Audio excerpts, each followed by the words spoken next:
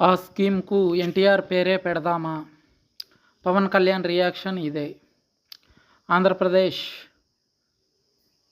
ఆంధ్రప్రదేశ్లో ఈ నెల 15వ తేదీ నుంచి అన్నా క్యాంటీన్లు ప్రారంభిస్తున్నది తెలిసిన విషయమే. 100 సెంటర్లలో అన్నా క్యాంటీన్లు ప్రారంభించాలన్నది ఇదివరకే తీసుకున్న నిర్ణయం. అయితే ఈ క్యాంటీన్లకు ఏ పేరు పెడితే బాగుంటుందనేది చర్చ వచ్చింది. ఎన్టీఆర్ పేరును కొనసాగించాలా లేక డొక్కా సీతమ్మ పేరును జోడించాలా అనే చర్చ జరిగింది. దీనిపై AP deputy CM Pawan Kalyan కీలక సూచన చేశారు. నేటి కేబినెట్ సమావేశం అనంతరం ఈ ఆసక్తికర చర్చ జరిగింది.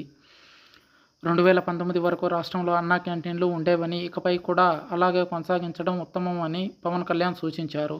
అపర అన్నపూర్ణగా ఖ్యాతి పొందిన డొక్కా సీతమ్మ పేరును పాఠశాల మధ్యాహ్న భోజన పథకానికి ఇప్పటికే నిర్ణయించామని వివరించారు. కాబట్టి క్యాంటీన్లకు ఎన్టీఆర్ పేరునే కొనసాగించడం బెటర్ అని, ఎన్టీఆర్ పేరే సరైందనే అభిప్రాయాన్ని వ్యక్తపరిచారు.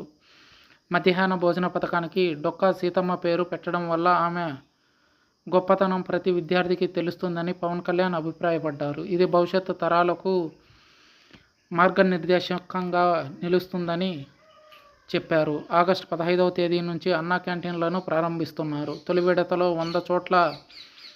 100 సెంటర్లలో అన్నా క్యాంటీన్లు ప్రారంభించనున్నారు. రెండో విడతలో 83 కేంద్రాలు, మూడో విడతలో మరో 53 కేంద్రాలు చొప్పున మొత్తం 233 క్యాంటీన్లకు హరే కృష్ణ ఫౌండేషన్ ఆహారాన్ని సరఫరా చేస్తుంది. అల్పాహారంతో పాటు భోజనాన్ని కూడా హరే కృష్ణ ఫౌండేషన్ సరఫరా చేయనుంది.